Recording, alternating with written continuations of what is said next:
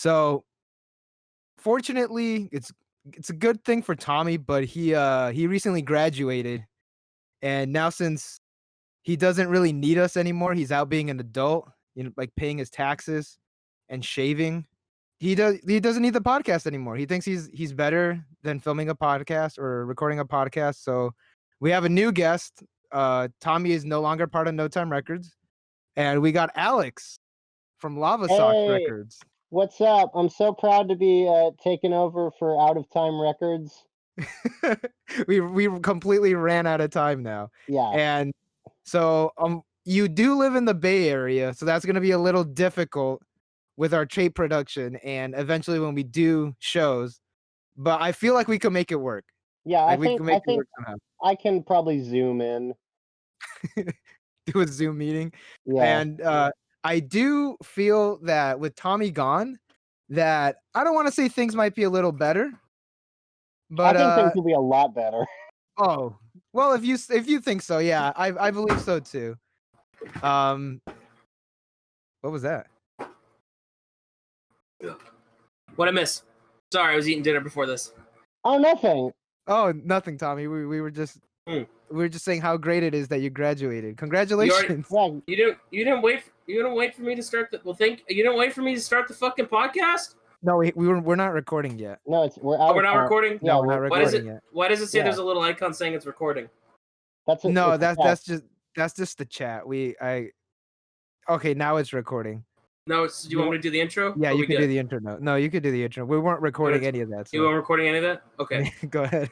Okay. Hi, everyone. Welcome to the No Time Records Podcast, Episode 6, featuring special guest Alex Botkin of Lavasocks, and more importantly, sarcasm fame, but even more importantly, Asian man fame. Woo! You did it.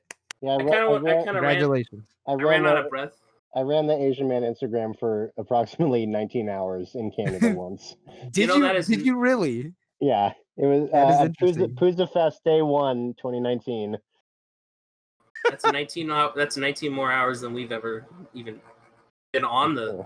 Yeah. In Mike Park's mind. Oh shit. So yeah, how have you been? How's not touring? Oh, it's fantastic. Sleeping in your own bed every night. Glorious. Not spending thousands of dollars on Taco Bell and garbage. Oh no. No, I miss it. I'm disappointed that many venues that we had booked for the summer run that we had to cancel are struggling and all that. And the big worry is what's going to be left when and if we can tour, but we're holding out. We're spend some time recording, trying to spend some time working on other projects, working on ourselves. We're also trying to graduate, trying to live up to Tommy. Yeah. Woo! Yeah, Tommy has set the bar so high for everybody in the scene right now. I just finished school. Like, that's fucking ridiculous. Like, bro, I'm 27 right now, and I still haven't finished school. Like, Tommy, stop. I beat you. That's funny to me. You fucking overachieved. I mean, it also doesn't help. It also doesn't help that I changed my major to fucking like 3 times. I'm on my 3rd major right now. I think my favorite thing was you just forgot to sign up for classes, and you're like, well, I'm not going to school this semester. Yeah, dude. Well, that was like the point in my life where I was like, I'm probably gonna finish like school like very early, and then I was like, man, fuck film production. I don't like this at all. Be a NEET for like 2 years. Then there's like a girl that I really liked, and he's like, hey, you should go to school. And I was like, hey, you know what? I should go to school. Now it's funny how many times we've had to cross paths at we've been like weaving in and out of the same schools with each other for like the last like 7 years. Yeah, I did not mean to go to Cal State Fullerton. I was actually trying to go to Cal State Long Beach. Yeah, you're trying. I mean, then you ended up and we had 1 semester together there. It was great. Yeah, yeah, it was fun hanging out outside of the library for like 10 minutes. Are you gonna miss it, Tommy? I was thinking, but I was like, man, I do kind of miss going to campus. It was nice. It was nice like having something to something to do. Like my only worry was like go to school, right? Like that was like my whatever happens, I can lose an arm. I gotta go to school, you know? Yeah. Like that was my reason to wake up and reason to do stuff. And it was I also liked having the excuse of like, nah, I got class. Now you can't use that as excuse anymore. I can't use that. I can't use school as my like crutch anymore. I actually have to. It's You have to come up with something now. yeah. School was it's weird being a full-time student, but then also working and then also running a record label. Yeah. And then I talked to like other students and they're like, yeah, we're gonna go drinking. I was like, you want to go hang out? I was like, nah, I got a show. I gotta dip out of class early to go set up a PA at the skate shop across the street. At a fucking skate shop. Let me know what I miss. That was always my favorite part because we were so close to program that it was just like I can just go to a show right now. Have you ever done that? Like immediately after you get off, one that we're not hosting or one that we're not playing? Yeah, the one that comes to mind is I went and saw Daggermouth and oh, you son of a bitch! I wanted to go to that show. I went to Daggermouth and I forgot who they were with, but it was the first time I ever saw Stay Wild. We are the Union with fucking Direct Hit. Yeah, Direct Hit. Yeah, I remember finishing. I actually, it wasn't Daggermouth because we were on tour when Daggermouth was playing, and I really wanted to see Daggermouth.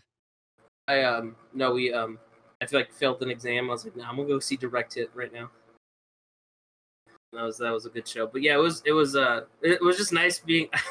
There was times where we would have to play last because you had a class until like 10. Oh, vice yeah, versa. Right. Yeah. But the good old days. Also, it was just like having to go up to Fullerton, like for school every day, gave me an excuse to go to program every day. Yeah. Which was always a lot of fun, and I feel bad. I mean, obviously we can't go up there right now because of COVID, but I do miss hanging out up there and talking to Kenny and Chris. And you haven't gone at all? I haven't gone. I have not. The first time I've left Southern Orange County was to go up to band practice. Really? Yeah, that was the first time since lockdown. Holy crap! You're doing a lot better than me, dude. I fucking went to program a couple times just to hang out. I like to go. Kenny would call me and he'd be like, "Hey, sit outside the door. We'll talk." And I'm like, "We're on the phone right now." Yeah, they're fucking characters. Let's get Kenny on the podcast. That's... We gotta get Kenny on. We gotta get Kenny and Chris. What about you, Alex? How are you holding out on this whole like quarantine? It's not been great. I don't know. It's been pretty okay. I don't miss commuting to San Francisco every day. So school has been a lot better in that regard. I don't see anyone but my band and my parents really though. And I don't think I really talk to anyone beyond. I don't know how most people are doing. I don't know if they all still live here or not anymore. That's my fear is I'm gonna like come out of this and it's gonna be the Bay Area is gonna have just nobody that I know anymore. It'll just be like, oh well, yeah, they all left. I mean, it can't be as worse as it is here in Orange County because here in Orange County we have like a huge. We pretty much are the center of the anti-mask movement. Oh, it's beautiful. Yeah, we definitely, at least on that front, in the immediate kind of Berkeley Bay Area, everyone's been really good about the health stuff. Oh, and, great. Yeah, the county that I live in, Contra Costa, is, I mean, it's low-ish. It's still high. We have like 4,000 or 5,000 cases, but it's not horrible compared to a lot of counties. Yeah.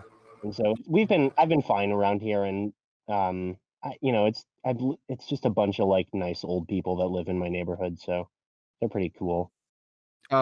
We currently have 36,000 confirmed cases. Oh God, yeah. Just in Orange County. Yeah, just in Orange County alone. Yeah,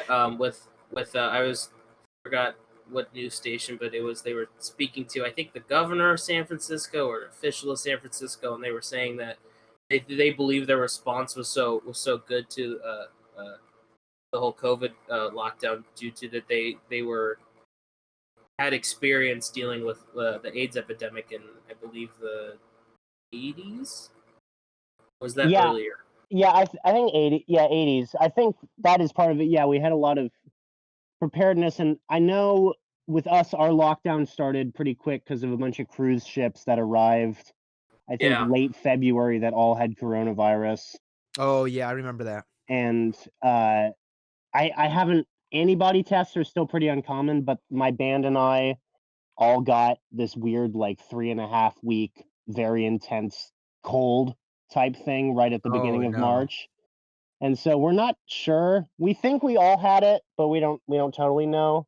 Holy But shit. yeah, something like that I think happened. So Well, around the time that it was getting very serious, it was allergy season. And I get really bad like seasonal allergies because of the whole pollen.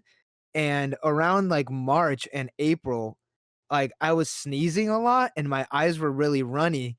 And I remember telling because that's when schools weren't closed yet, like when I was getting it, and I kept telling my the teacher that I work with, like, no, I don't have it.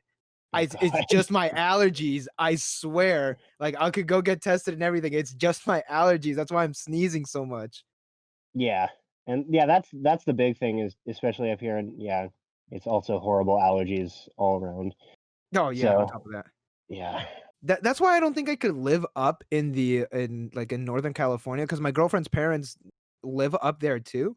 They live up in Sebastopol, but and I recently went to go visit with them, and holy shit, dude! I just nature fucking hates me. Like Nature's scary, nature dude. and cats, they're I don't know what it is, but for some reason, not Tommy's cats. Tommy's cats, I'm perfectly fine. Like I could survive in Tommy's house and not die. I went to Kayla's brother's house. Holy shit, I was dying. Like I just couldn't. I couldn't exist in next to just one cat. Oh jeez. What's funny is my mom is like really allergic to cats. She's like, nah, you know what? We're gonna get 3. I was like, I don't. She's like, I'll just take Benadryl forever, and I was like, okay, that's fine. Dude, fucking I took Benadryl. Okay, I was at work. I had bad allergies like usual, and I took a Benadryl. I was falling asleep in my chair, and I'll dude, like that shit literally knocks me out. And when I need to sleep and I can't, I take a Benadryl. That shit knocks me out so quick. I don't know if I get allergies or if I'm just like stubborn enough to be like, no, I'm not sick. Do you take any medicine? No, I don't take anything. I'll Bro, take it. what? I'll take like Advil if like I can't feel my arm, but like, I get weird. I get weird like nervy arm pains every once in a while, and I'll be like, maybe I should take it. But generally, no, I don't. I don't take anything. So, and with that, we're gonna go off to the news. So, this congresswoman named Linda T. Sanchez, who is a California Democrat, which is our state, and she's actually based in Los Angeles. Like her district is an LA district. She introduced a bill to help independent music makers through a tax code change. So pretty much what it is that you could get up to $150,000 written off in your taxes for studio expenses, like studio rental fees, studio equipment, staff costs, studio musicians, and electricity. And mainly this is to help like independent artists. And I personally would like this to pass. I don't think it really um pertains to No Time because Um, we're not a for-profit label. no, and we also don't. Now if it was write-offs for production of physical media, yes. But since we don't record anyone, I don't really believe this will pertain to No Time. It will pertain to us as a band because we rent a studio to practice. Yeah, and we can get like a certain write-off on that. But We can buy gear. honestly, I don't think this is gonna pass. Oh, I don't think so either. I do not think this is gonna pass at all. Yeah, there's no way. It up to $150,000. I mean, I can't even think what artists would be spending that much that kind of money that aren't going to be these major a year. giant. Yeah, that's insane. Yeah. Yeah, I guess there's no way it'll happen. like it would be nice. So the CEO of the Recording Academy, who is who's someone that's like kind of pushing for this, he did say that it will inspire new music and create opportunities for many of the vulnerable professionals in our community to preserve during these uncertain times. And that it is a bit interesting to me because I kind of feel like musicians and people that create art, like for TV and movies and music especially, we're kind of not thought of. Does that make sense? Especially now during the pandemic? Like there was a poll that I saw that which craft is less needed or not necessary, and artists was like the top. I think it was like 46% of people polled said that artists and like creators, like musicians and all that, are not necessary. Which I hate about it, because it's like, if you literally, everything is art. We're Everything. we're using Discord right now. A UI designer had to have taken some sort of art class to figure out what would be the best possible way to make this layout perfect. You look at your phone, UI design, that's all art. You look at logos, graphics, paint, whatever. It's just I hate people thinking like, oh, art is so unnecessary. And it's like, you realize like it's absolutely everywhere. Yeah, especially like since we're all stuck inside, all we're doing is watching a TV show on a screen. Yes. How is that not like art? That TV show employs a lot of people. It's such a like generic, like, or like what's the one I'm looking for? It's such a like a surface level, like, oh, you're wasting your money at college, type argument or whatever, Yeah. And it's good that you sent the article about Spotify, because I was actually going to bring this up as well, Ooh. because I think a big thing about this bill is most musicians don't really make the money from recording and album sales anymore anyway. And the other bill that was introduced, about saving venues and stages and that kind of stuff, is a lot more important, I think, than getting some tax write-off, because even with this, like, for if you get a tax write-off of up, you're still going to have to spend all that money up front, and Yeah. it's not benefiting, it's not giving grants to artists. It's kind of like on the outside sounds really good, but yeah, it's not acknowledging like the expenses and what goes into the process of even just Yeah. getting to the recording studio. And yeah, this whole thing the Spotify CEO said of like, oh, you have to record more than 3 to 4 years, and I don't know. That was such garbage. Because And bands that release like a single every month and don't make money from Spotify. yeah. Also, It's I feel like he was directly targeting the Insomniac Collective on this. it's back in the day, bands could just come out with an album every 4 years. They didn't even need to tour or even play festivals. Like, they could just write music, and they could literally make their money selling records, and that's just not the case anymore. And it's a lot of good records. There's time that goes into them. They're not shitting one out every year. It's not a video game. Yeah. Exactly. But like even if we can't, like let's say we record like a sick ass album, like we still can't play shows. And unfortunately, Frank Turner kind of learned the hard way. Oh god. I would Yeah. say he so in the we did talk about this. I think I don't remember which episode of the podcast, but I think it was the shows that got canceled. Remember that I sent you the concept art, Tommy, Yeah, for of the how to get outdoor yeah show. the outdoor shores. Yeah. So the UK is actually so the United Kingdom. I don't exactly know how their numbers are in COVID cases. I feel like it's smaller. They were like pretty bad, like us. Okay, so they are going down. All right, so in the UK, COVID cases are going down, and so they're actually allowed to do more stuff. And actually, I think it was Warner Brothers. They you remember Christopher Nolan? Inception? Oh yeah. Yeah, that dude. So he has a new movie coming out called Tenant, and Warner Brothers is releasing that movie literally everywhere except the United States because our numbers aren't going down. Oh, damn it. So, oh my god, I'm so mad at myself. I looked up the UK cases and then I looked up the US cases and I see that it just shot back up. Oh god. yeah, great.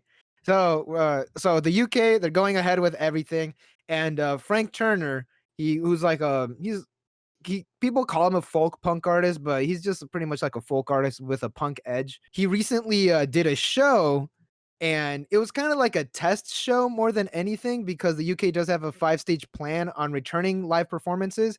This was a test. They held an indoor show that at 20% capacity, the only 200 people were allowed. And all right, this is a quote from him. So the Grand, which is the name of the venue, was less than 20% of capacity.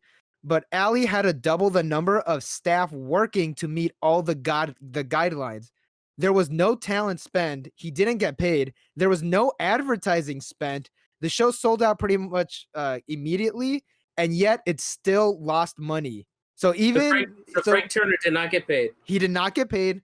There was no advertising spent, but they did sell out. Granted, it's only 200 people were allowed, and to just keep everything running, they had to double the staff numbers of the actual venue. And by doubling the staff numbers, you're exposing more people to COVID. Yes. So this was an entire failure. They lost money out of all of this, and they put more people at risk. Frank Turner, the only person to sell out an entire show and still fail. Yes. Yeah, Holy shit. I don't. I mean, I kind of get that Frank Turner. It seems like from what he said in the article, they knew this wouldn't really work, and he did it kind of to prove it. But it's just interesting that they would even want to try this at all if you're going to lose that much money. And then the rule I remember of something about how the audience couldn't sing or talk that loudly just to avoid, spit going anywhere. Yeah. And it's just like you're basically going to why not watch at home? Why not just stream it? Why not do all that? Yeah. You're losing. It's already a hollow shell of what a show is. It's like, is it really any worse if you just sit on your couch or sit at your computer and watch it? I'll just say that, like, and Frank Turner's a solo artist. What if you have like a 10-piece band plus crew plus all that? It's like it's just so unrealistic. I don't even know why they needed to attempt to have the show when it's like a simple math game of we can only have this many people. It would cost this many people to run it. This is how much money we'd have to sell a ticket to break even. This is not going to happen.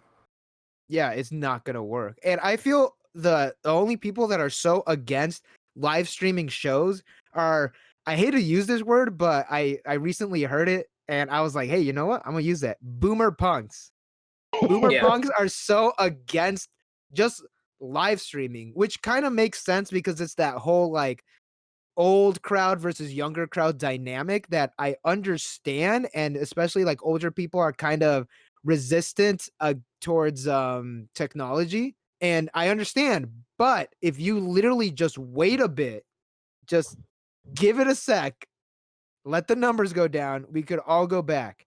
I've never been a huge fan of live streaming in general, at least for music, because of unless it had a lot of money behind it, it doesn't sound very good. And also most live streams I had watched is just like solo acoustic versions of the band, and I'm like, I don't need to watch this. But if bands, a couple of them figure out, if we stand this far apart in our space and we're not on top of each other, then we can do a full band thing. Or if like it's an acoustic act to begin with, it's like, it actually sounds pretty good. So it's plus if you're doing it live, you can still have that interaction with the audience. If you're like reading chat, and you can take requests and talk to people and all that. So that aspect is still there, which is really nice. Alex, didn't you guys do a live stream? We've done a couple. The one that we did for Gilman most recently, we took advantage by going to Gilman filmed in Gilman, fully mic'd, and then mixed everything before Yeah. we put it out, which helped a lot and definitely made it not only like listenable but seem more like a real show also, because not everything was just blasting at you through amps. It sounded Yeah. like thought out and stuff. Mr. Posca did actually tell us to do that exact same thing. Like, don't just live stream us, record ourselves, mix it, master it, and then put it out as a live stream. Yeah. Which that Plus is plus smart. then you can do a live tape. Yeah, and hey, you know what? You could also put it on a playlist, Oh no. Wow. and that maybe that you could listen to it while you're on tour. And maybe you could be Taking Back Sunday. Yes, exactly. So You guys want to see the most non-news ever? yeah, here's Taking Back Sunday shared a playlist of music to listen to on fucking tour. Who God, cares? This is playlist 100. awful. Yes, the music's awful too. On top of that, Playlist is trash, but this is also like just clearly oh, there's a Beatles song. Oh, this is like clearly like their publishers, like their publicist is like, hey man, can you do this for me? What do you got? Well, Please, I know what the band no listens one's to. talking about Taking Back Sunday in 4 weeks. Someone needs to write about us. Dave Matthews Band, stop. What is this? Do they actually listen to only 38 songs on their entire fucking That's it. what I thought. Oh man, that's like half one drive, maybe. They're done. I could. Oh god. You think they like, hey guys, I got the perfect mix, and then just puts this on? Fuck, Enter Sandman Metallica. Oh, Walk. Oh god. Pantera, brother. It's like they went to each artist and like, the #1 most played on Spotify and was like, oh yeah, that's good. Yeah, Hypnotize, that. Notorious B.I.G. That's literally his worst fucking song. Granted, Better Oblivion Community Center. I was like, what's the last word? Yeah, they're fucking tight. They're fucking they're sick. cool. They're super cool. And there's a semi-obscure Modest Mouse songs. That's I like that they picked new Dave Matthews, the newest album. I also picked like one of the newer Nicki Minaj songs, and I'm like, when did you guys tour? When this was? Did you just make this up? Also, I misread Pulp as Pup, and I was about to give them some credit. But then no. I saw the L, and it's not all capital, and I was like, y'all lost me. So, Alex, when you guys what do you listen to on tour in the van? Yeah, like we each have our own. I'll think through like all three of us, and like when Mari's driving, it's like there's like three. There's like the entire Streetlight discography. Right. Is one of the main ones. The entire, like a lot of, we'll all listen to a lot of Green Day albums. We listen to My Favorite Murder a lot of podcasts, that kind of stuff. I'm the worst because I have this, oh god, I have this one Dave Matthews Band live album that's like 3.5 hours and is like weirdly great for driving because it just has this kind of like ebb and flow of like high and low quiet moments and stuff. And man, I think I've listened to that on every tour. It like keeps your brain like active and like not letting it doze off. Yeah. So do you have the rule? Do you have the rule of whoever's driving controls the music? Yes. Okay, that's how we are too. Yeah.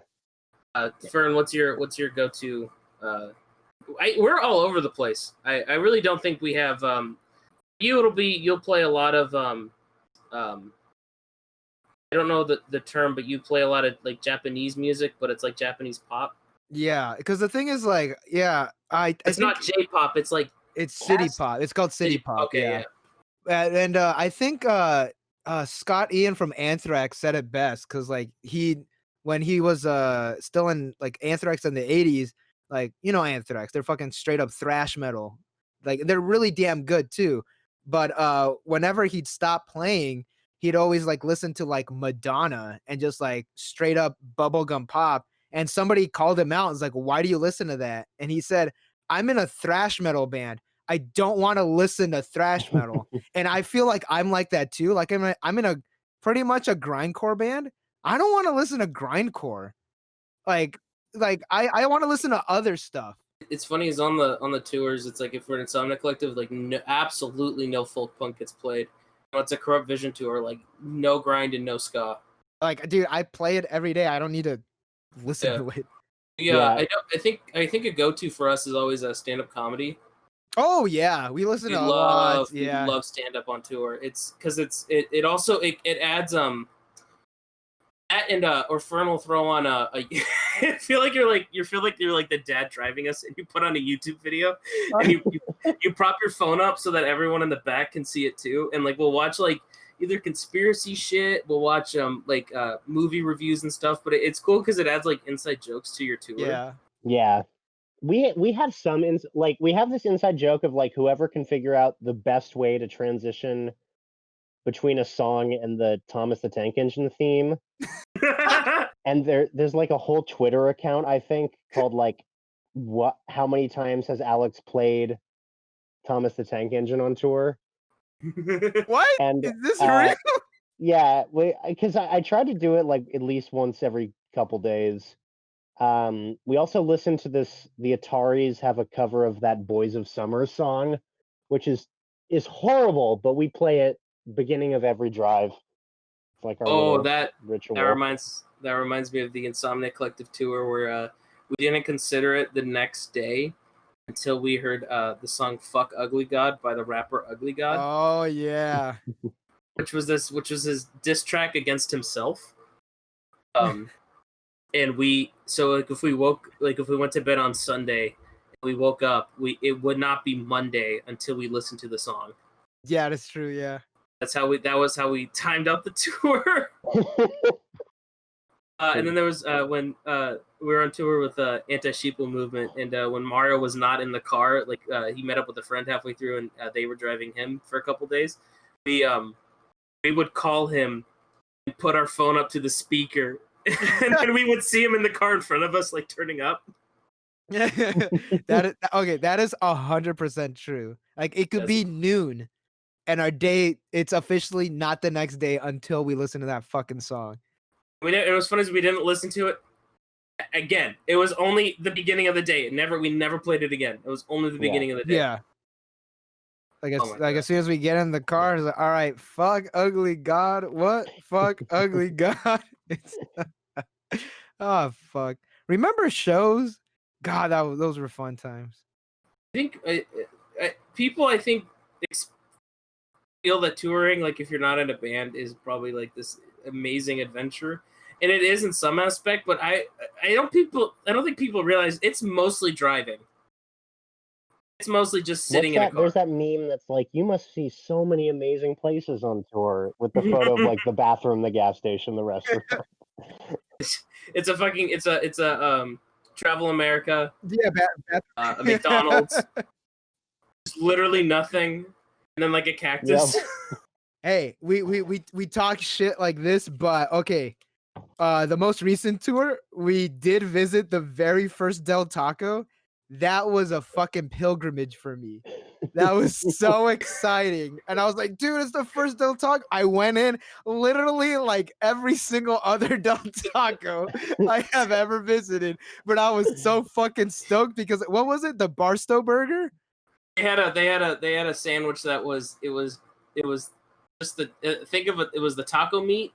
It was literally called the bun burger. No, fuck. It was called the bun taco. So it was literally just like a Taco Bell or a Del Taco, but it was just on a bun. Oh my god. That's all it was, and it fell apart like a motherfucker. It was like eating a sloppy Joe. It was literally like a sloppy Joe. Now I gotta fucking look at. Oh yeah, there it is. Yeah, it's just the meat. It's literally a sloppy fucking Joe. Funny. It's literally here. I'll put a.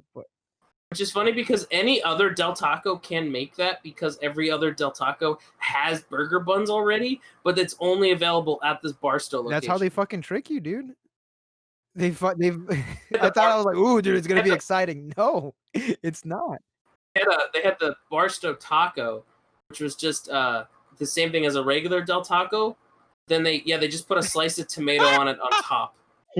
Don't dice it up. It's just one tiny tomato on top. And I got both of those. That taco is the laziest fucking thing. It doesn't even. That looks like that. That looks like they made it and went, oh fuck, we didn't have tomato. Oh shit! Here you go. Here you go. Here you go, friend. This is what you...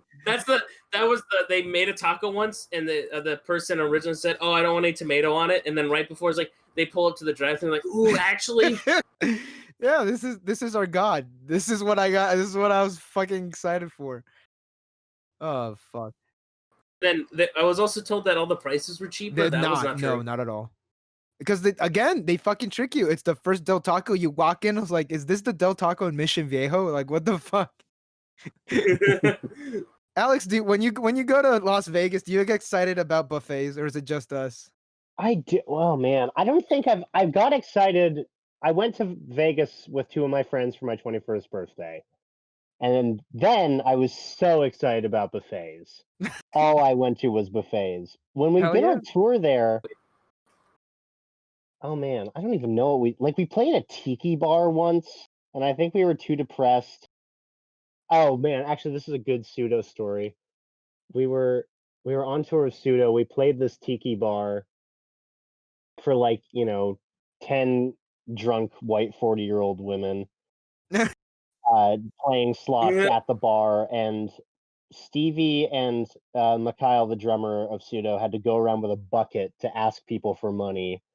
And that was our pay. I think we got some quarters.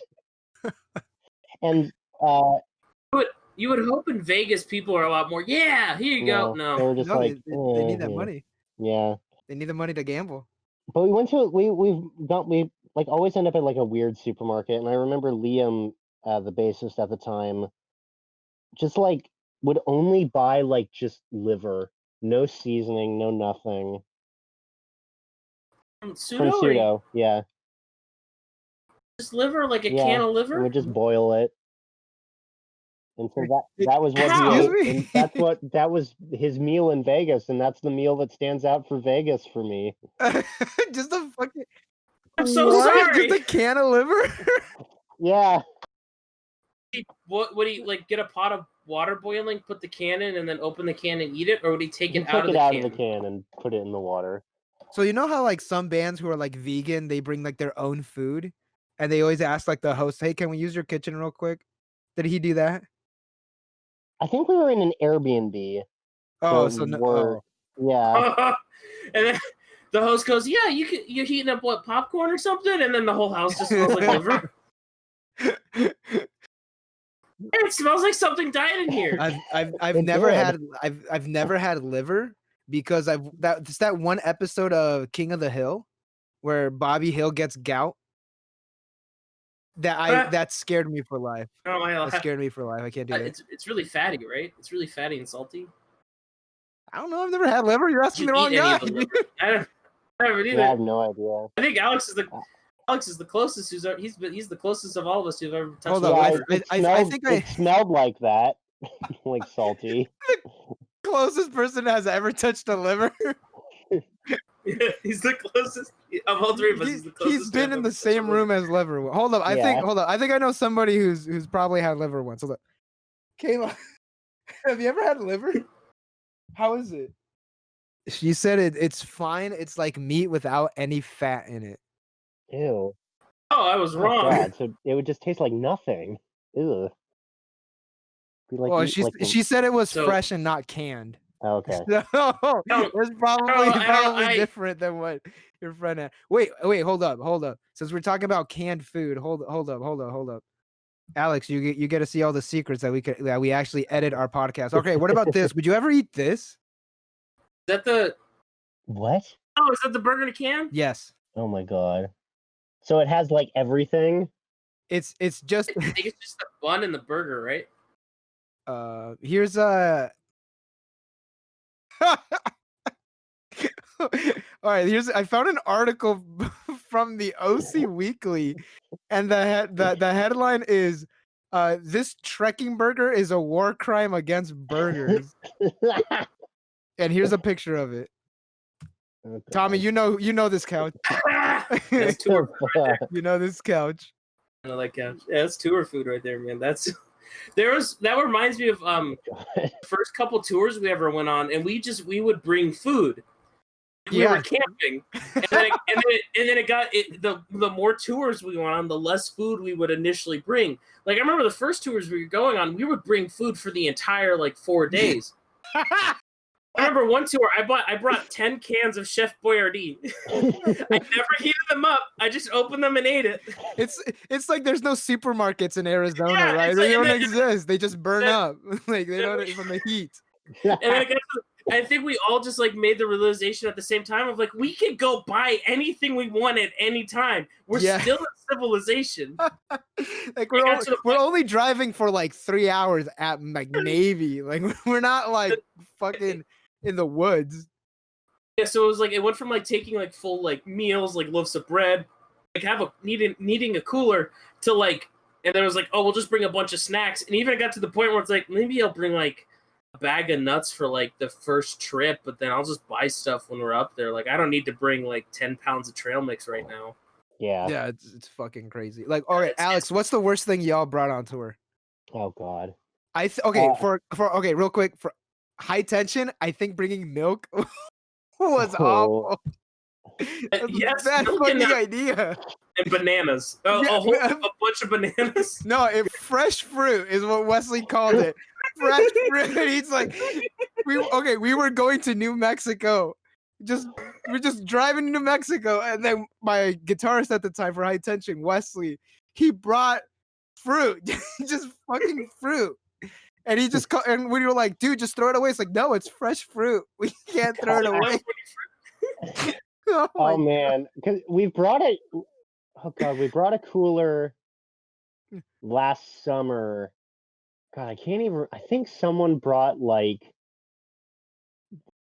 it a giant tub of yogurt, something like that, or something like that we managed to spill in the cooler day one. Oh, that's how this tour is going. Oh, that's so good. Oh God, that's so fucking funny. Yeah, because it's just oh God. Yeah, it. I think we've narrowed it down a little bit. Yeah, now we just bring dry goods and stuff, but. It's every tour. It's a learning experience. It's It's when people ask what do you need to do to be in a band? It's just fuck up a lot. It's just the little shit, Oh fuck! Fucking yogurt and fresh fruit. Holy shit! We got now. I think classic tour road snacks for us is this is a case of soda, cans. Usually always a Diet Dr. Pepper or a store brand Diet Dr. Pepper or Dr. Pepper. So we'll have Dr. Skipper or whatever. Whatever. We'll have whatever grocery chain is in that area, we will get their store brand Dr. Pepper, and we'll have that for a couple days, and then we'll other than that, yeah, I think everyone just kind of just buy food on the road and you keep it dry. A lot of Slim Jims and jerky. Oh, Moises loves jerky. Oh yeah, our guitarist fucking hella jerky. Remember that the Corrupt Vision Funabuse tour, and I brought like 2 pounds of fresh jerky. Yeah, that shit was so good. My stepdad knew a guy who made fresh jerky with somewhat nice cuts of meat, which is kind of dumb. You're kind of just supposed to make jerky with shitty beef because you're drying it out. You lose all the fattiness of it, so it's really whatever you season it with. But it was really good jerky because of that, and it was like a salsa verde flavor, and I think we destroyed the bag in 2 days. Yeah, I remember that. Every stop, I was like, "Hey, who wants some jerky?" Yeah, that stuff was good. I remember that. I have a photo of the worst thing we ate on tour, which was the most recent tour. I'll send it really quick. Yeah, lay it on me. God, I think this had to have been in Texas. There's no way it wasn't Texas. So is this your worst food tour? Your worst tour food? Oh my God, what is that? It's Flamin' Hot Cheetos with nacho cheese. That's it? Ooh. Yeah. Ooh. I just see the runs in that picture. That's I all I know. see. Oh man. Hey, you know what? Maybe it'd be hitting different. I don't know, dude. It Oh no, was I got good, but yeah, I think it was like good and then regret of 2 days. Like, Because it's like you're eating hot Cheetos, which are already pretty spicy, but you have them covered in cheese, so that's like taking away from it. But that doesn't matter to your stomach. yeah. And are you guys, Alex? Are you like me on tour where you do not use the bathroom? What? like ever or I This will. is I new will. to me. I will pee every second I can, but I cannot do anything else for like 4 days straight. I don't shit on tour. no, I don't think I am. I think we stop pretty frequently. Like on drives, we'll stop like once or twice, typically, because everyone kind of has. I say that I pee absolutely the most on the road. It's Oh yeah. awful. Yes. It's awful. But when it comes to anything else bathroom related, I do not shit. It's awful. Is that like on I will drink- purpose or? No, I think it's like nerves. I think Oh. it's just driving and just I'm not comfortable in a lot of the bathrooms. I mean, it'll eventually happen, but it may be like 2 or 3 days. Oh my god.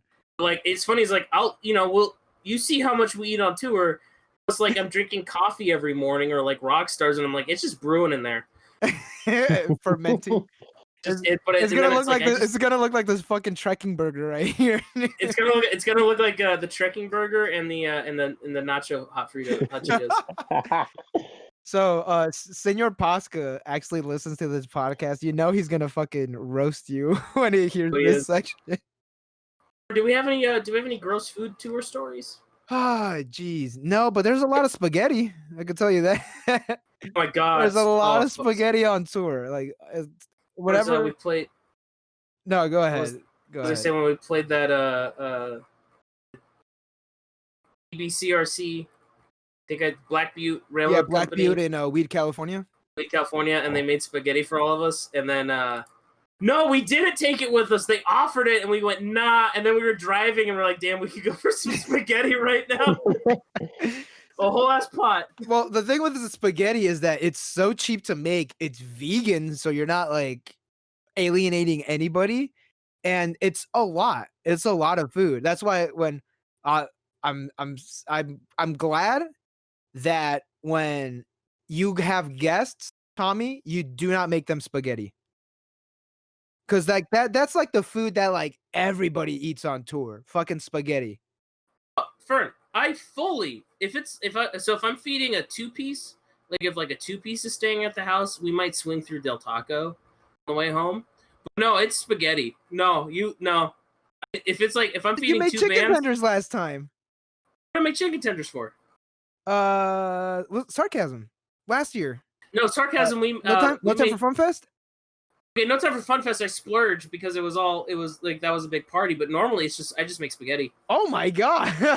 Yeah, no, it's every reason you said is the same reason I make spaghetti. My man, you just graduated college. What happened to what happened to higher education?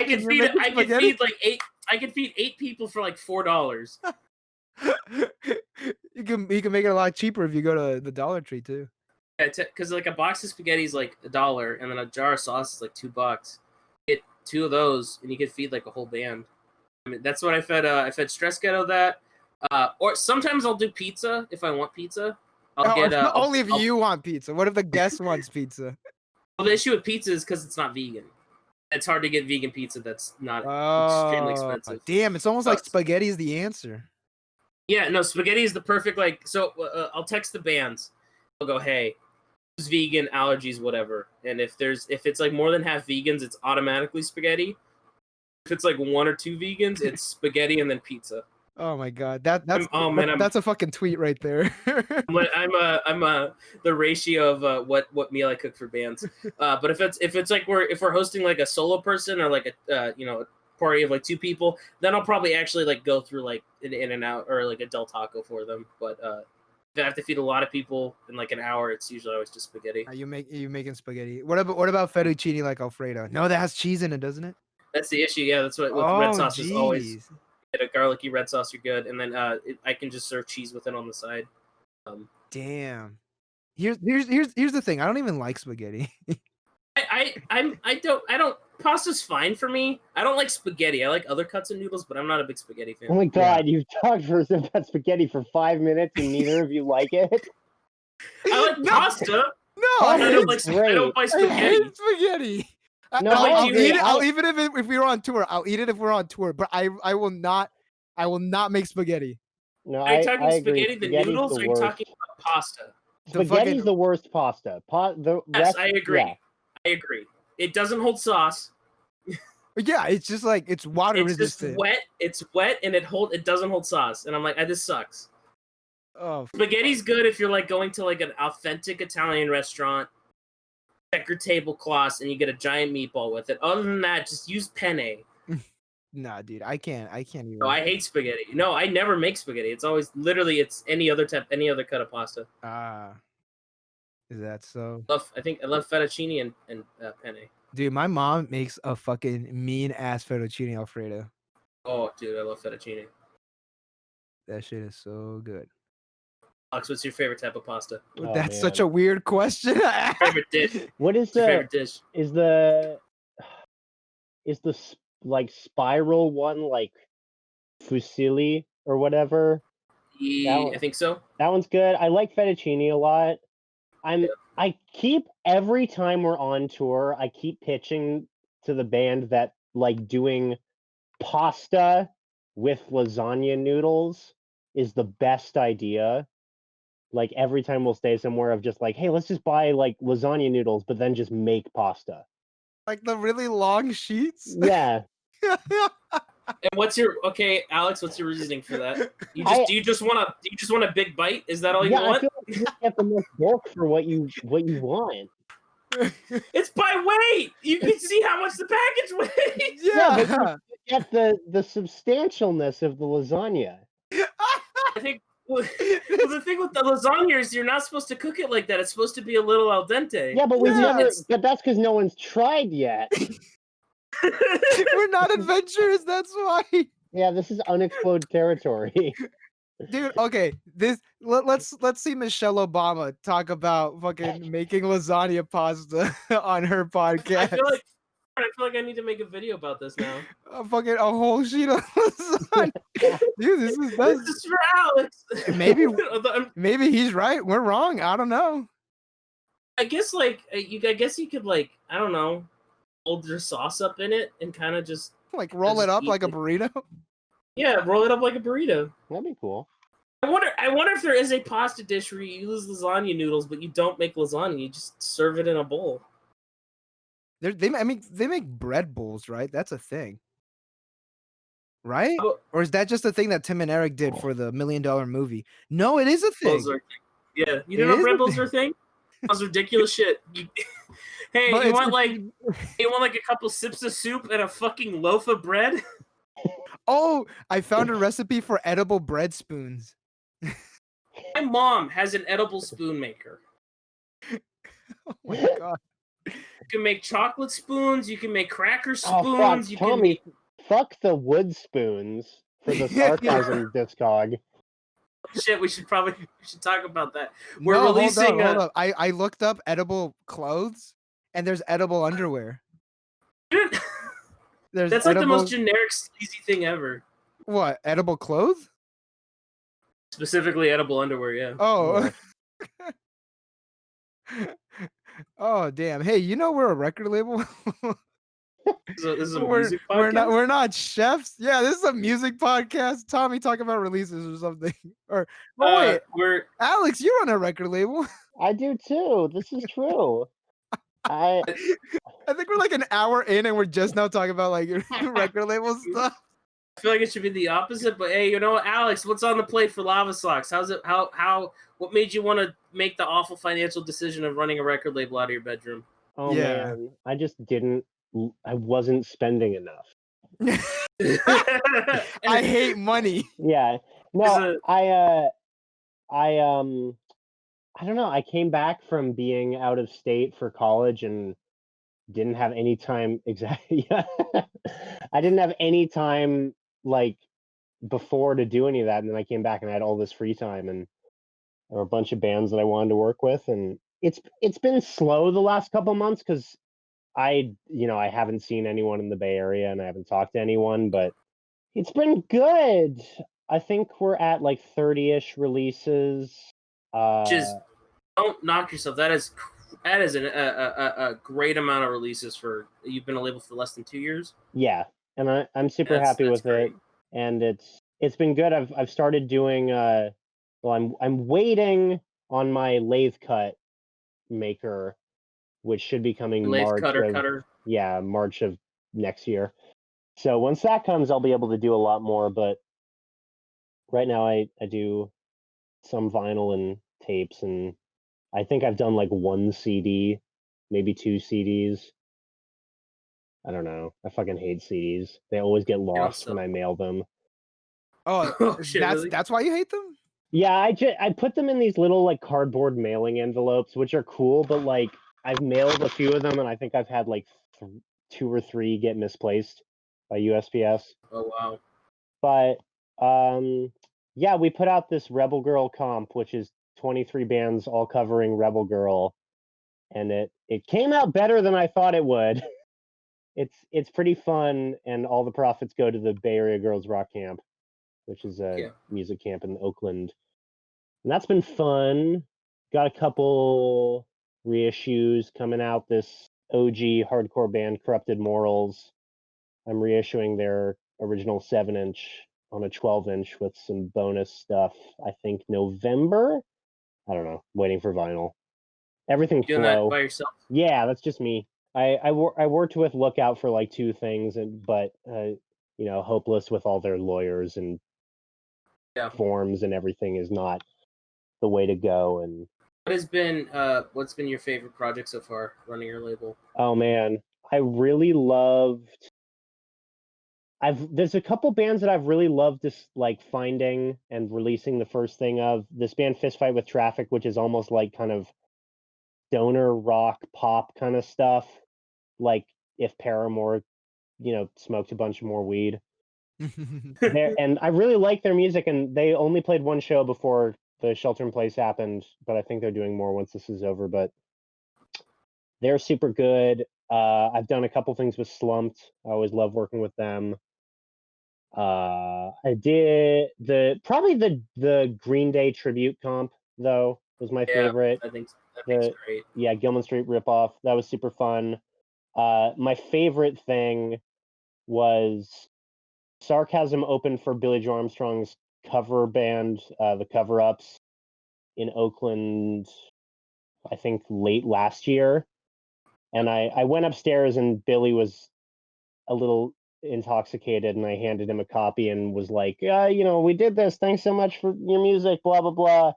And we filmed a video there the next day, and I went upstairs and like the copy I gave him was just sitting there on the couch. I was like, oh, okay, cool. Oh, fuck. What? But it's fine. I had a similar experience when we did our choking victim comp. We were actually up in Gilman, and we were watching. We had a day off on tour, and we went to the Leftover Crack release show for Constructs. And Stizza was there, and like as he was on his way out, I just shoved a copy of the choking victim tribute in his hands and just walked away.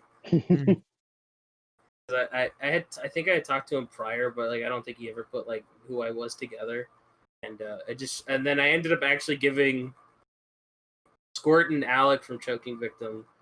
I was hanging out backstage with them after when they came out and played in Orange County, and I just handed them both copies. And Alec was like, "I love folk punk." I was like, I'm glad every member at some point got a copy of this. So yeah. What year was that Leftover Crack show? 2015. Oh, jeez. Yeah, I think, yeah. That's when they released Constructs of the State? Yeah, it was with, I can't think of who played that. Literati? No, Who played a good crust band? Pretty sure it was Clitorati. Tulsa Doom? No. This was at Gilman. Yes. Leftover crack. Oh no.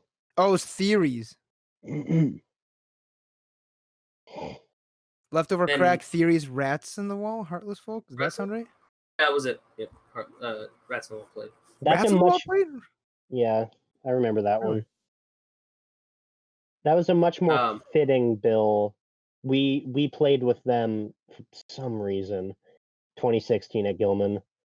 This was a bizarre bill. I saw that show. I thought that was great. It was fun. love- The fans hated us, and we covered. I think Mari had mentioned that SZA really hates Rancid, so I was like, "Oh, we gotta cover a Rancid song." Oh my god. So we did. We ended with "Journey to the End of East Bay," and I think he liked it. I don't know. It doesn't sound like you did though. I don't know. Whatever. I had fun. I love every time Sarcasm and Corrupt Vision play together because do not the crossover of our two bands is very little. I think it's fun, and like It's great. I mean, so we played in San Diego, we played at Gilman. Did we played? No, Mari just helped us with that show with at the Redwood Cafe. Oh yeah, Yeah, then, Sarcasm didn't play that one. we've played it with Insomniac Collective a couple other times. But yeah, I like those kind of multi-genre bills, and like, you know, when we played for like the Till 2 Club or whatever it was in San Diego, it was, you just kind of like, oh, well, whatever, we'll just do anything, because no matter what, it's going to be kind of weird, so you can just kind of go have fun with it, and that was super fun. Sarcasm is the only band not in the same genre as Corrupt Vision that I would ever want to tour with. I'm glad to hear that. Every band we've toured with the exception of, I guess Pseudo didn't break up. Like every band we've toured with has broken up afterwards, except technically Pseudo, even though Liam left after that tour, and Grumster. Every other band has broken up. Yeah, I don't know about that. But I did see that Green Day played a crust punk show with like His Hero Is Gone and like Dystopia and all these other bands. So I kind of see it like Corrupt Vision playing with Sarcasm in that aspect. Oh yeah, and Green Day back in the day played with, you know, I think Filth and those kind of bands all the time. The really kind of intense hardcore stuff, and I think it's just fun. Yeah. It's the same with like the Chicago scene where it's like Fall Out Boy was playing with like fucking like Race Trader and shit. Fall Out Boy. I still have hella mega tour tickets for 2021. I did. I was actually gonna go to the Bay Area one because I really wanted to see Weezer. Yeah, they're the one I'm most excited about. They're yeah, the new Green Day album was, not to, I always end up talking about Green Day, but man, the new Green Day album was such a total departure and such a waste of my time. Oh my god. Yeah. I didn't like it either. I do really enjoy the two new Weezer tracks that that are gonna be off their new album. Those two songs are so fucking, they're like straight up like power pop, and I fucking love them. And I hope, because Black Album was such a huge disappointment for me with Weezer. And when I saw that they were touring with Green Day, and Green Day was like, "Oh, we're gonna have a new album," and I was like, "Oh, the Weezer tracks are good. Fall Out Boy, I'll take it or leave it." So I was hoping that the Green Day album was good, and I did not like it at all. Do you think Android is the best Green Day song ever, or is it just me? Oh man, Off of Kerplunk? I don't. No, I wouldn't agree with that. What? Mari also told me that Green Day invented folk punk. What do you feel about that? Oh my god, what? With like the Dominated Love Slave song? No, off of what was it? What's that fucking album? Warning? Oh god. Yeah, Warning. Oh, that's just like gentrified folk punk though. Oh, So, so no. no. Alex, I don't think you should feel bad about like always end up talking about Green Day, because I think it's what people just expect from you being in a pop punk band from the Bay Area. I mean, it's true that we're supposed to, bow down to them, and they're our deities. Yeah. I mean, it's true. What for you guys is in kind of like grindcore? What's the band like Green Day equivalent? The Oh, biggest band is it, Napalm From Death. our area. Oh, or from our just areas or just no, like and in just general? in general? Napalm Death. Okay. Yeah. I'd say Napalm Death. Dude, the thing with Orange County and LA in general is not to be like, hey yo, South is better than North, but there's just so many bands that come from this specific area that there's no one band per genre that it's like, oh fuck, they're like the kings, right? Like, it's so. Also, Green Day is also like one of the biggest rock bands in the world ever. Yeah. Whereas like with LA, it's like in Orange County, it's like, yeah, you got the Adolescents, which are huge, but only in punk. You got Bad Religion, who is huge, has some mainstream crossover, but also, big in punk. And you have the Vandals, again, only big in punk. They're all from this area, but there's no. I feel like there's no one specific like that's like the LA band or that's the Orange County band. Yeah, I'd agree with that. I think, yeah, the Bad Religion and Adolescents are good examples of that, or like Motley Crue. That might be an example. I just watched the documentary of them, so that's probably why it's on my mind. I mean, they are from LA. Yeah. Weezer's also from LA, but nobody really knows like that. Oh, Weezer's from LA, unless like you look it up, because they don't like look or like kind of ooze LA, kind of the way that Green Day oozes the Bay Area, because they love the Bay Area and they like bring it up not often, but like enough to know for everybody, even kind of like normies, to know that like, oh, Green Day's from the Bay Area. Yeah.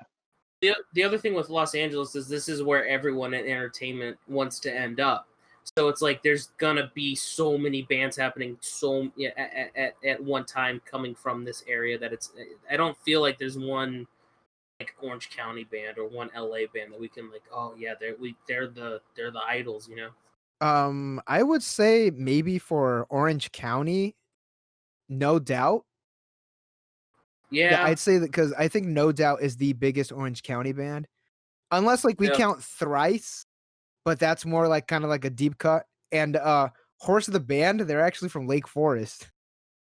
Really? Yeah, Horse the Band is from Lake Forest, which is like, again, not like they're not super big outside of the post-hardcore mathcore scene.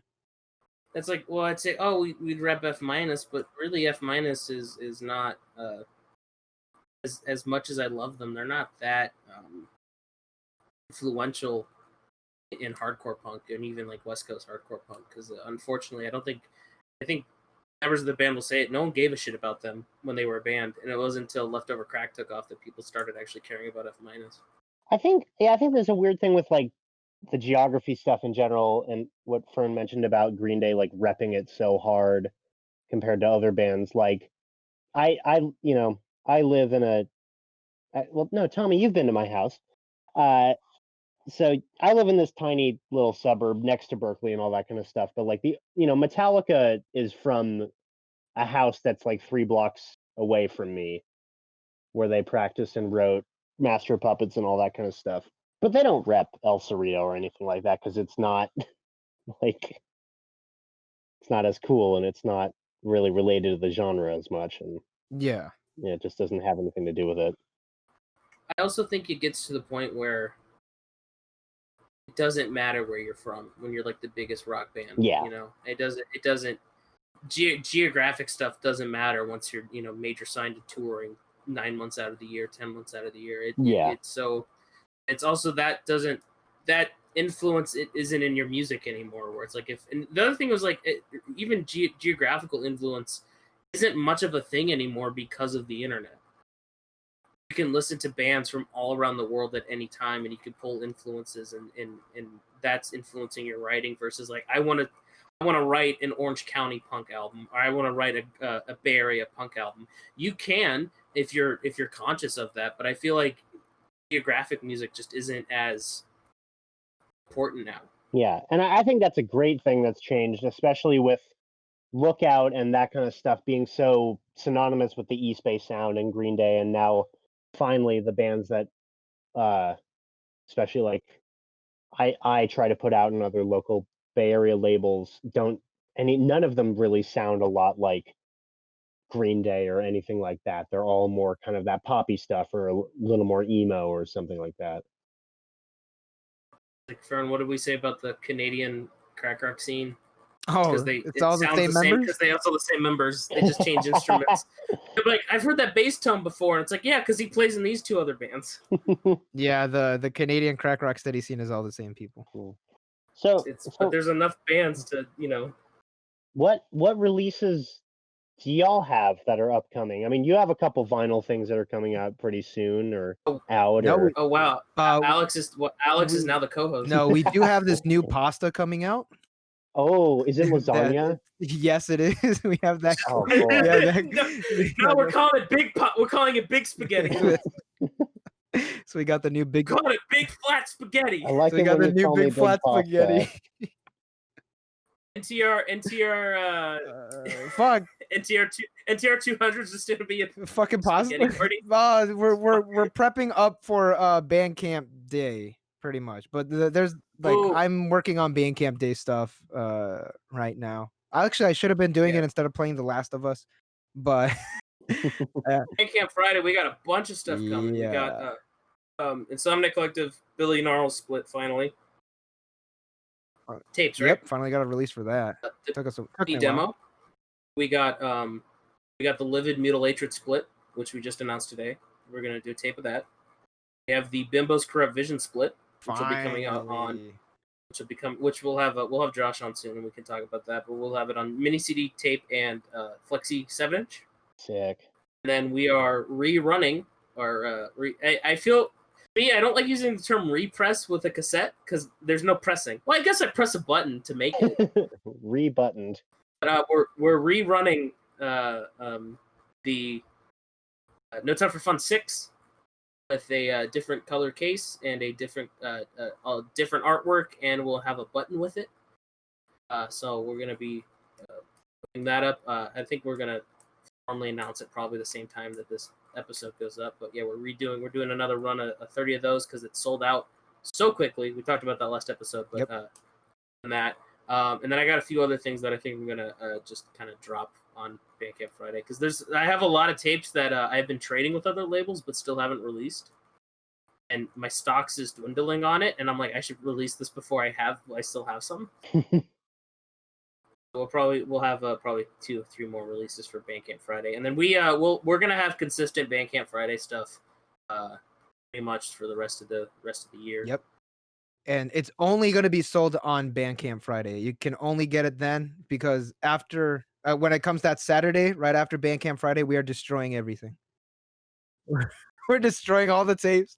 We're destroying all the vinyl that we do not sell. It's extremely limited. Yeah. My mom would love that. She's like, oh, finally, I can walk through your room. Fucking room. My goddamn son's bedroom isn't a fucking warehouse anymore. God, what else we got? Just talked with Andrew of Caffeines. We're going to be doing a Caffeines vinyl and tape, and then we're going to be doing Vicious Dreams, which is his other band. They do like power pop set for them. I got enough shit on the plate. Sordo, we're doing a Sordo tape coming soon. I have a stack of everything I need to make. So yeah, you told me about the Sordo tape that you were you got the Sordo tape. Oh god, the audio, the actual track. So they recorded it live. Sordo is they're great, a beautiful band, and I think that either they use their phone or their laptop. But during the recordings, you can hear Facebook Messenger pops. God. I was like, oh, because I do everything off my laptop, so I have to turn all the system sounds off, and the only thing open is the music player. And I was like, oh fuck, did I leave Facebook open? I'm like, no, it's in the fucking song. That's how Sordo do, But yeah, we got that coming. Ask, which is this great hardcore band from Detroit. I fucking hope they're from Detroit. They are now. Forgot. They are now. They're now. Then what else? Oh, and FCon, great hardcore punk band from Seattle. Members of Burn Burn Burn. So excited about that. We're doing a tape of their first album, and it's gonna be on a gold tape, and very very excited. Yeah. Good stuff coming out. Again, all of this will be destroyed immediately after making. Yeah. If you do not buy it, I will be throwing it. I wonder if that would. I wonder if would that help sales, or would people be like, "Nah, I want to see if they actually do it." I think it will hurt sales because people could just turn around and resell it for like a higher value, so they don't want him to sell. At the end of the day, I just feel like I'll just be burning money. Oh yeah, you will be. Yeah, either That's way. why it's such high stakes. Alex, not to put you on the spot, but how's the Corrupt Vision record selling? It's doing good, actually. I don't do it that much through my site. I haven't updated my site in a while, but a bunch of my friends have bought it, and it's been going around pretty well. I think I don't know where it is in my basement is like my warehouse, so I kind of just have stuff. Yeah, so it's just kind of scattered everywhere. But yeah, I think I've sold about half, and once I was nice. Yeah, and I was just about to start doing like more like distroing at Gilman shows right when this all happened. Like the first show where I brought like a little bit of anything was the Escape from the Zoo Paul the Kid show, and then everything shut down right after that, basically. So Paul got so fucking lucky. Oh my! If it was a weekend after, he would have probably been sleeping on my floor for a month. He'd still be here, man. Yeah, still be here. They were cutting it super close. Yeah, well, that rest of that tour got canceled, but yeah, Paul was fine. He played his 4 shows. I'm so bummed we couldn't come up and play a show up in the Bay Area over the summer for that album. I was really hoping. What's just funny is because you put us on your festival, and we were definitely odd ones out. We were, I think, the hardest hitting band, and then also the only ska band. Yes, that is true. So it was like double, like, damn. But that was a lot of people who messaged the Instagram, the Corrupt Vision Instagram, were at that show, and they were like down from Portland or like were from the area, and then they that's how they discovered us. So that was a really good show for us to play, and I'm very thankful that we got to play it. Yeah, that was definitely. I'm so glad that happened, and that's probably the last show I kind of have in my brain because it was so fun and so successful, and just the wide array of stuff. I don't really remember much. Like we played Sacramento the next night, and I don't remember that. You know what sucks? It was a really good this show. year. This year sucks 2020 would be the most appropriate, and it probably can't happen. I think we'll do it sometime in 2021 and have it be just like last year sucked. Yeah, and then just make it that, or do some video thing. I have the T-shirt, the Fest T-shirt, and it's this year fucking shut 2019. I just want to cross it out and put 2020. just keep adding the years. Oh my god! Not to be like, hey, we want to play that again, but if we'll make the drive. Yeah, I'd be down. I like like I said, I like the multi-genre bills a lot. It's something that Gilman back in the early 90s used to do a lot more of. They would book, a hardcore band, and then they would book a ska band, and then they would book like a rap group or something like that. And they really tried to mix it up a lot more. And it's gotten kind of homogenous recently, and want to switch it up. Gilman to me always I feel has great theme shows, and the only 2 I can think of are Fiesta Grande and Speed Trials. I love the idea of Speed Trials. Oh yeah, I remember that. That's the one that was it like 5-minute sets? I think it was dueling sets, and they were quick as fuck. Okay, yeah, that's all I remember. Yeah. Isn't there a band that's like in Gilman that plays like super short songs? Oh yeah, under 15 seconds. That's what it is. Yeah, they're great. They're on that Rebel Girl comp. Their song is a highlight. They play it in less than 15 seconds? Yes, they do. Hell yeah, they better live up to that name. They write their set lists on like 8-foot by 3-foot planks of wood. And so they're just like collecting in Gilman. And my plan one day is to redo the roof with under 15-second set lists. That's so I funny. want them. I want to play with. I want to play with them with a Timex Cube. Yes, that would be perfect. They'll play whenever. Next time we can do shows, if Timex Cube wants to come up and do something, we'll put under 15 seconds on it. We'll have to Yeah. call them. We'll have to see. They're very busy with their Zoom lectures. Oh, right. Maybe we can pencil it in for like 2030. We might have to pray to Gene Ray and see if Timecube can Yeah. make an appearance. I'm sure they can though. Very mystic. Very mystical. They're very they're very cryptic, Like Bigfoot, So what started the mini CD return? Because I've been really enjoying those, but I've been super curious on that. So we I enjoy making stuff. I really do, and I enjoy like making the cassettes. And I had been making mini CDs for Cubic Enterprises, which is the imprint that Timex Cube releases under. Ah, gotcha. And I was doing it for them. So every because I really like all of my music that I'm associated with to have a physical release. Mm-hmm. Like I always every Corrupt Vision, regardless what it is, I'd love to have a physical release, whether it's a tape, CD, whatever.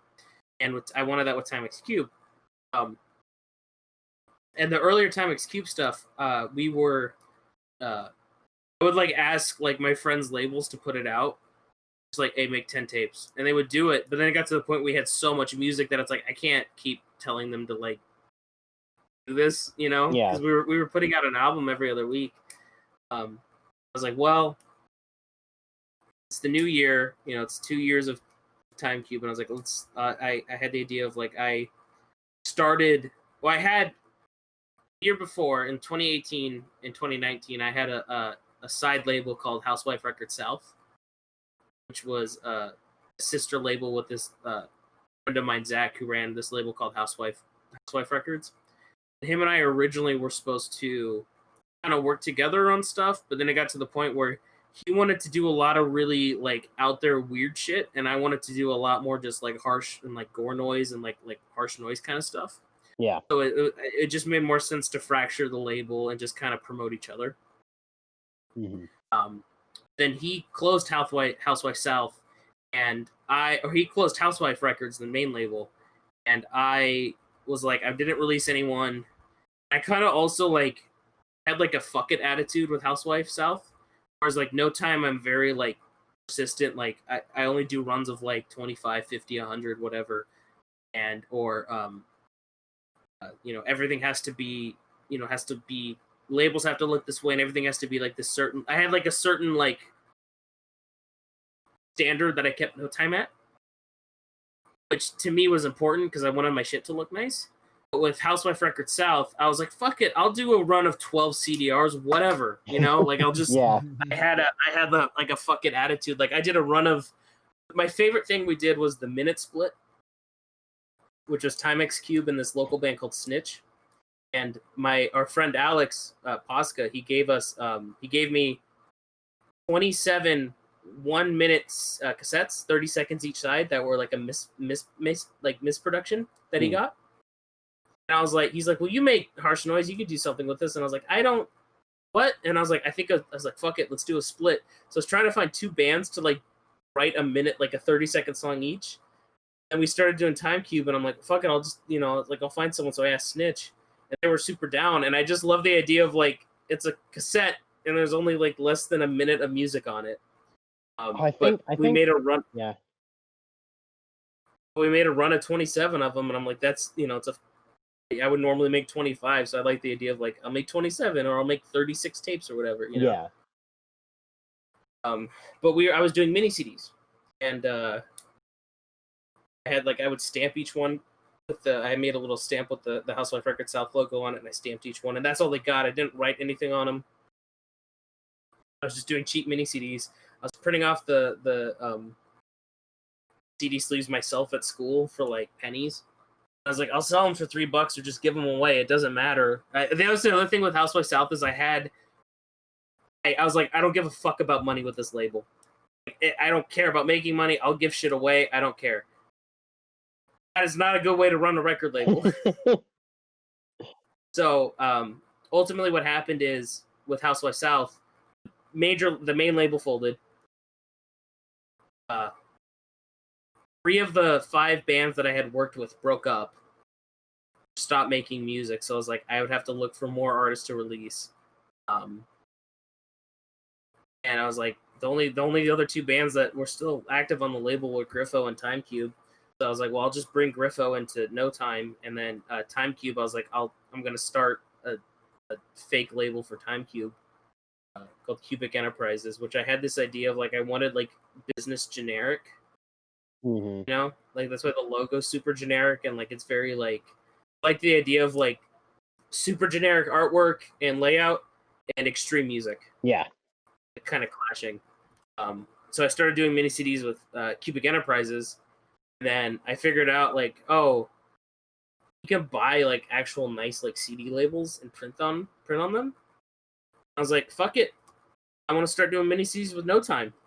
And I had a split 7-inch that was supposed to come out with Hirota Profunda and Hello Bastards that got canceled because one of the labels that was helping it with it took the money and didn't ever send in for it to get pressed. Oh God. And I was like, I still had that catalog number and that release, and I was like, it's like a year delayed. And I was like, I just want to get this out. So I was like, let me do like a nice mini CD. I did that, and I was like, well, I have all the supplies, and I was like, I met my friends in Liache. I really liked their album a lot, but it already had a tape release under To Live a Lie, and I was like, fuck, I really fucking like this album, but like I can't afford to press it on vinyl. It's already on tape, and I was like, it's short enough. I was like, hey, do you guys want a mini CD? And they're like, yeah, let's ask To Live a Lie. To Live, I was like, yeah, I don't care. And I was like, sick. I did that CD, and then Tired of Everything, which is Will of To Live a Lie. I was like, hey, you want a mini CD of your new EP? And he's like, yeah, let me ask the band. Like, how many will we get? I was like, I'm making 30, you'll get 10. He's like, oh, that's more than fine. I was like, all right, 6. So I did that.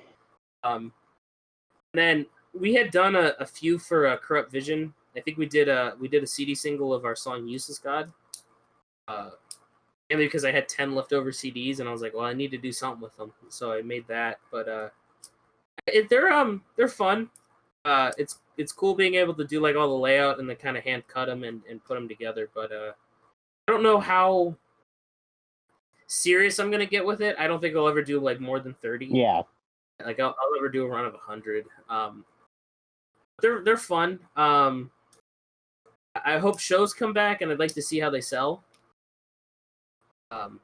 It's what's nice about them is like they're so cheap that like I can essentially make like no money on them and be fine. Mm-hmm.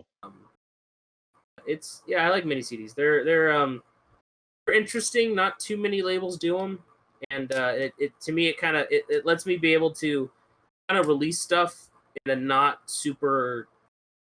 First of all, very quickly. Like I can turn around a mini CD in a day because I don't have to buy tapes.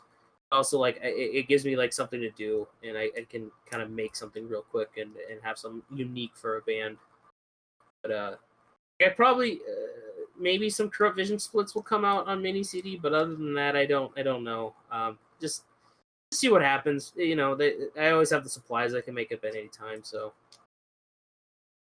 that's my thoughts on the mini CDs. No, I love them. They're sitting on a shelf by my head right now. They're fun. I mean, they're cute. Bitch to play.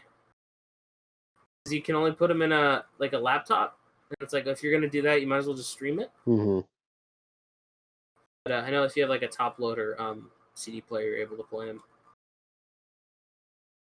Yeah, that's do you have any weird formats that you want to release on? I've wanted to do 8-track because I know one guy that does it.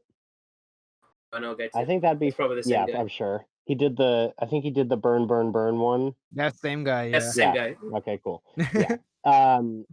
So that would be fun. I haven't done a 10-inch record, which they're really expensive for some reason, and For the same price or more than a 12 inch. which I don't understand. And people, I think it's it's still like the same amount of labor and like the cost to like do that. yeah, and I think it's probably like, I don't know the manufacturing process, but I think it's probably more like similar to doing a 12-inch in terms of maybe they're just using the same pressing machines and then just swapping the plates out, so it's the same effort. But I love them. They're underrated, and they're, because of the cost, they're underutilized. But once I get the lathe cutter, that's my big thing, is I want to start doing kind of what you're doing with mini CDs with lathe cut 10 inches of like, hey, let's make 15 and just, or 20 and just have fun with it, and then that kind of stuff. So with you owning the lathe cutter, you're able to, you can take cuts. You're able to sell lathes for cheaper. Yeah, and the great thing about this, the website's kind of weird because it talks like you can only use the proprietary lathe blanks, which cost $10 or something. But I'm sure you can use other lathe blanks because they're like, I think $1 or $2, and Just plastic. yeah, and this one's great because it comes with its own software, probably similar to like GarageBand or Audacity. You load in the music and it just cuts it automatically, and it puts the stops in and everything. And then you just figure out the jackets. But yeah, for like vinyl for me has always been my favorite thing, and I love being able to like do tapes for bands because it's a nice way to kind of get merch to them that's not as expensive. But vinyl is so fun, and I feel like such a big more process. I'd love to be able to do that more in general, but 10 inches and lathe stuff I really want to get into. 10 inches are the thing with 10 inches. People don't want to pay as much as a record because it's literal less music. It's like less material, but it's like this cost as much. Yeah, and that's the biggest challenge. Is I've seen, I think, 3 or 4 bands in the last like year or two that I follow pretty actively that have put out 10 inches because it's so rare. I talked to a couple other local labels up here, Slang Church and things like that, that have wanted to as well, and they won't do them because it's more money from where they press. The Corrupt Vision Sibinex was a plan to be a 10-inch, and then when I found out it was the same price, someone was literally like, "Hey, see how much a 12-inch is?" I was like, "Oh, it's the same price." I was like, "Let's just put more music on." Yeah, exactly. And that's the thing, is unless you already have something that perfectly fits a 10-inch, what I've found more is the 10 inches appealing of people that have a little bit too much for a 45. It's like it's a perfect mini LP. Yeah. But if you're trying to put like a whole album out or something like that, it doesn't work. But I feel like every long running band that presses vinyl has one 10-inch in their catalog, and usually only one. Yeah, and like Sarcasm hasn't gotten to that point, and we just ordered the vinyl for the new thing that we're doing later this year on No Time, and Asian Man. The tapes on No Time. Other stuff through Asian Man, and we're doing 12-inch again for that. And I think the next thing we're going to intentionally write and record in mind of doing a 10-inch, just because the art is fun and everything is slightly, you can do a lot more with, like, maybe you could do a gatefold or something and have that be a little cheaper. But I have, the big thing is I love doing the label, but I always try to I juggle trying to keep Sarcasm and the label kind of separate in some ways in my mind, because I don't. Yeah, why? I have been meaning to ask you, like, why?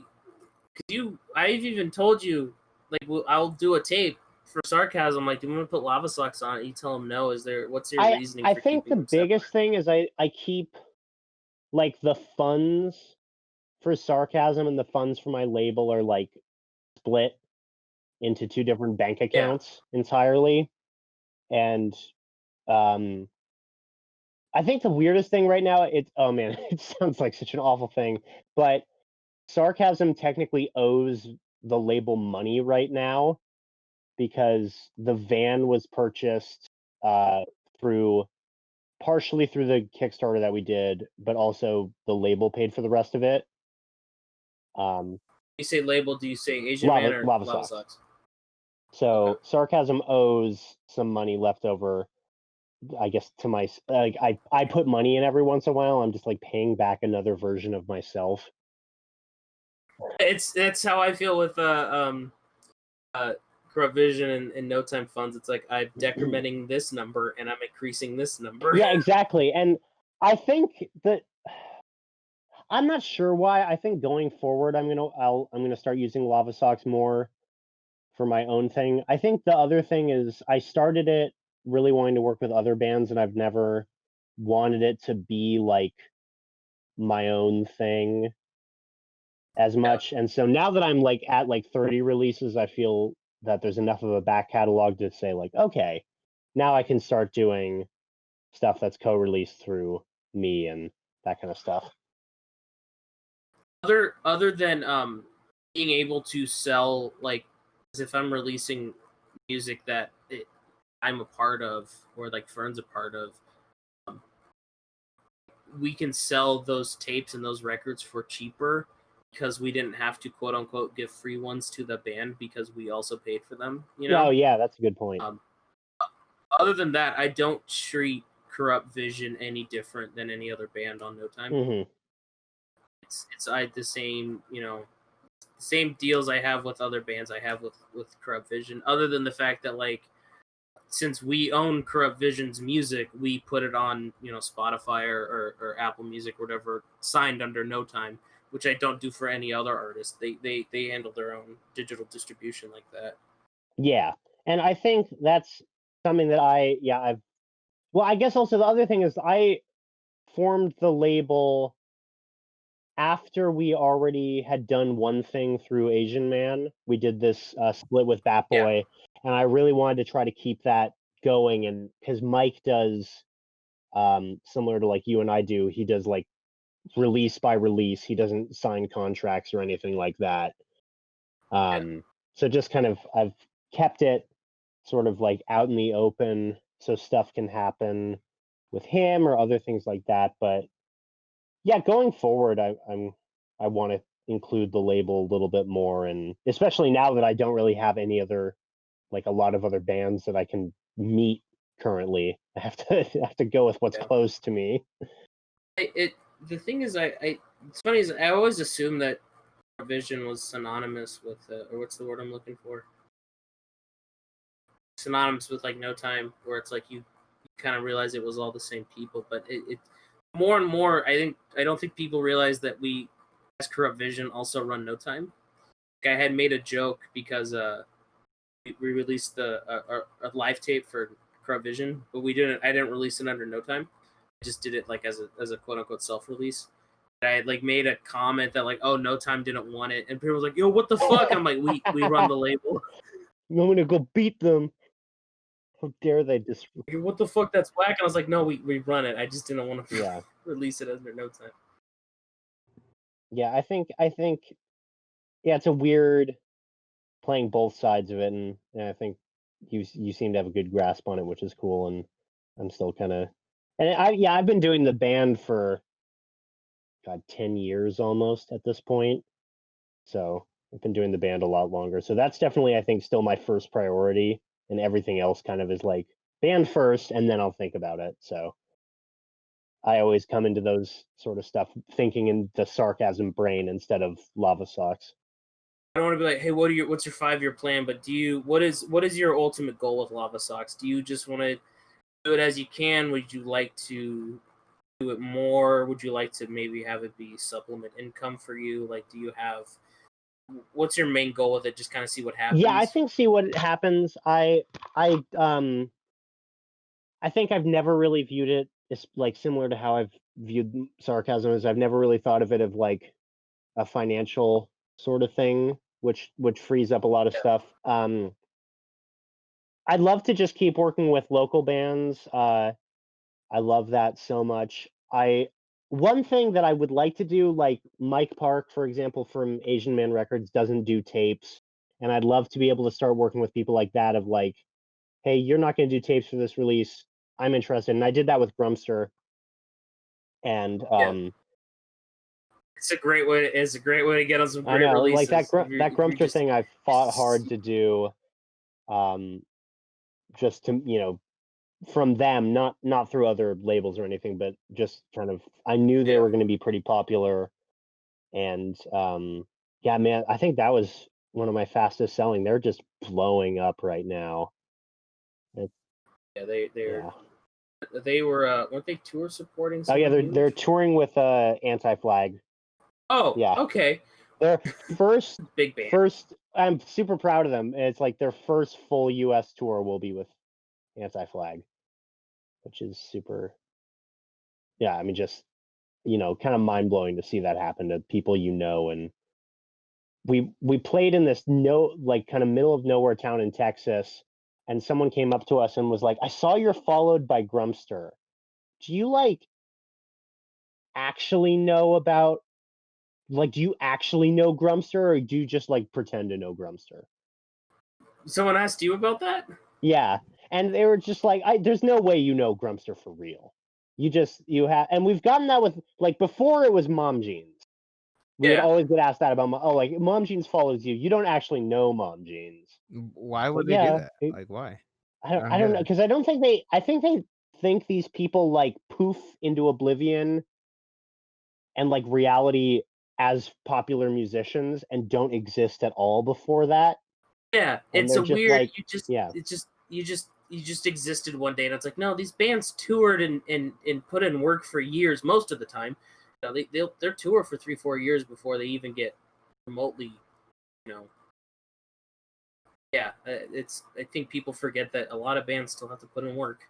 Exactly, and how long has Wacko been doing stuff? Wacko, all those cats have been in other bands around Southern California for years. Yeah. Wacko's just been a band for a little bit over a year and a half. Okay.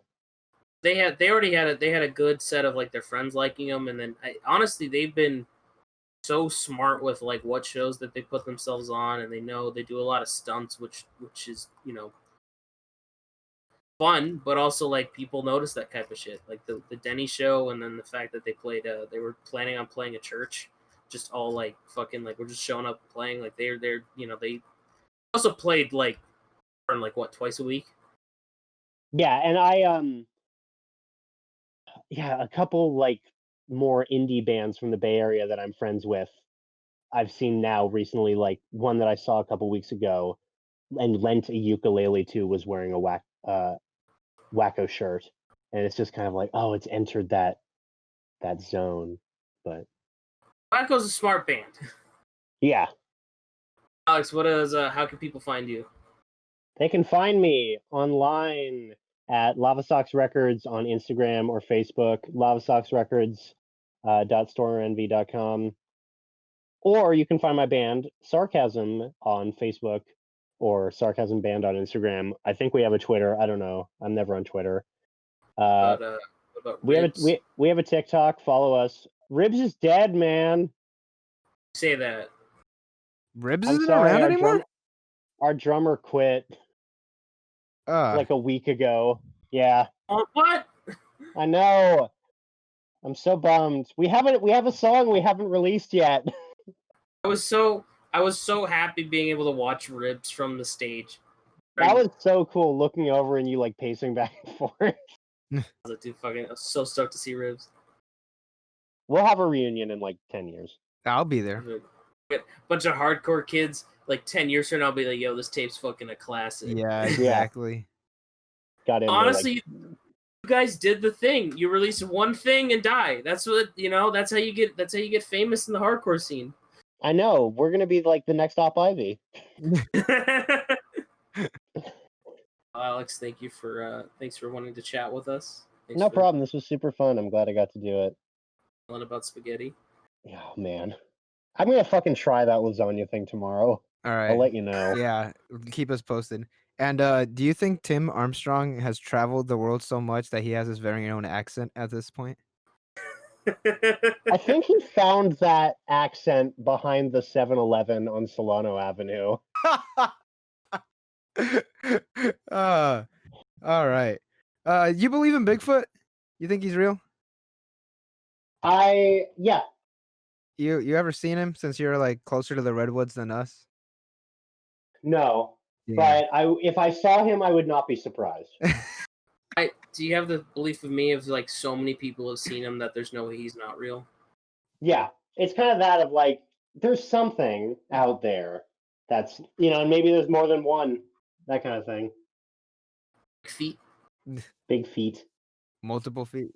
Not Bigfoot's is. It's big feet. It's a multiple. Bigfoot. Like a centipede?